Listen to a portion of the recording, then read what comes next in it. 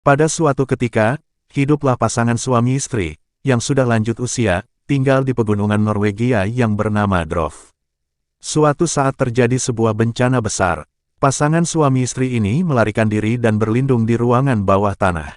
Ketika bencana sudah mereda, mereka keluar dari persembunyian dan melihat rumah mereka hancur. Setengah dari rumah mereka roboh. Hal yang paling aneh, mereka melihat jejak kaki yang sangat besar berada di halaman rumahnya.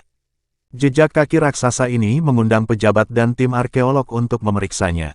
Pejabat setempat juga meminta tolong pada Nora Tideman, ahli paleontologi terkenal, untuk mencari tahu asal jejak kaki itu. Namun hasilnya nihil. Nora lalu beranjak pergi ke tempat ayahnya tinggal, sambil menelusuri sang pemilik kaki besar itu. Sesampainya di sana, Nora bertanya kepada ayahnya, siapa pemilik kaki besar itu, karena ayah Nora mengetahui asal-usul gunung itu lebih dari siapapun. Nora, jejak kaki itu adalah jejak kaki troll, jawab ayahnya. Nora bersama peneliti lainnya menyusuri pegunungan Drof untuk mencari bukti lain. Namun mereka tak sadar jika telah memasuki sarang troll, pemilik jejak kaki besar tersebut. Kedatangan para peneliti ini membangunkan raksasa batu yang telah tertidur ribuan tahun di pegunungan Drof. Bangunnya raksasa ini akan mengancam warga sekitar. Pada malam harinya tentara militer Oslo bergegas berangkat ke perhutanan. Tentara-tentara itu membawa peralatan perang mereka untuk menghadang raksasa batu besar itu.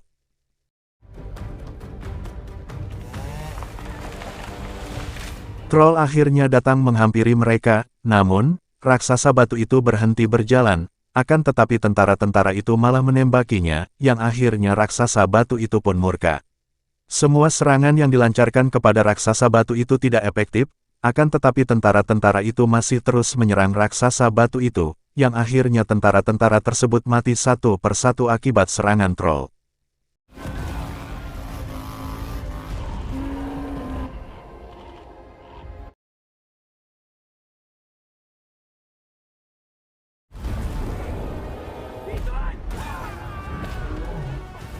Nora, temannya, kepala pasukan tentara, beserta ayah Nora berlindung di balik sebuah pohon tumbang. Akan tetapi raksasa batu itu terus mengamuk dan menghancurkan semua yang ada di hadapannya. Namun ayah Nora mendekati raksasa itu dan berusaha untuk menenangkan troll sang raksasa batu. Raksasa batu itu pun berhenti mengamuk, dan usaha ayah Nora pun tidak sia-sia. Namun di sisi lain sebuah tank baja menembaki raksasa batu tersebut. Saat raksasa itu membalikan seluruh badannya, ayah Nora tidak mengetahui hal itu. Alhasil ayah Nora terkena ekor raksasa batu itu dan ayah Nora pun terpental jauh, sampai-sampai ayah Nora pun meninggal di tempat. Sebelum meninggal ayah Nora mengatakan, istana, raja dan rumah, dan arti dari kata itu ialah, sang raja ingin pulang ke istananya, yang artinya raksasa ingin pulang ke rumah atau ke istananya. Pada keesokan harinya, sang raksasa itu datang ke sebuah kota, orang-orang di sana pun berlarian karena takut akan kedatangan troll, namun sebagian tentara militer datang untuk menghentikan troll, mereka membawa sebuah lonceng di pesawatnya untuk membuat troll berhenti.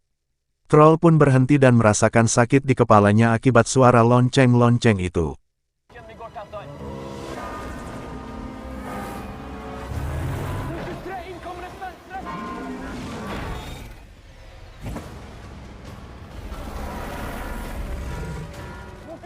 Troll menghancurkan semua pesawat-pesawat itu, kecuali pesawat Nora. Sebagian badan pesawat itu jatuh tepat di atas kepala seorang anak kecil dan ayahnya, namun troll menangkap bagian pesawat itu dan mereka berdua selamat.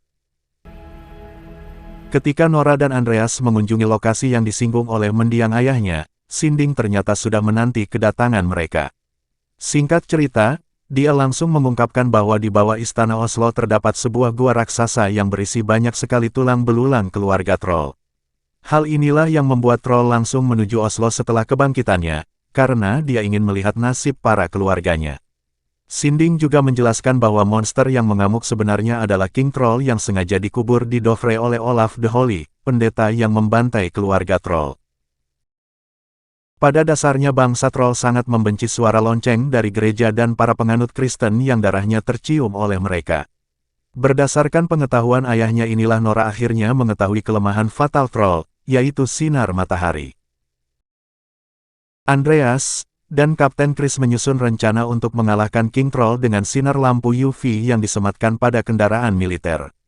Setelah Nora dan Andreas berhasil memancing King Troll ke lokasi Chris, para militer langsung menyalakan semua lampu UV yang ternyata cukup efektif untuk menghentikan amukannya.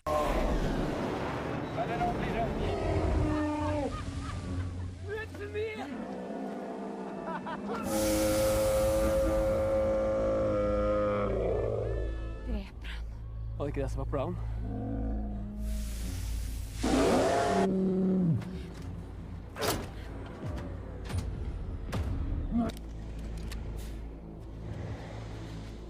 Du må stoppe dem! Rolig. Jeg er trygg!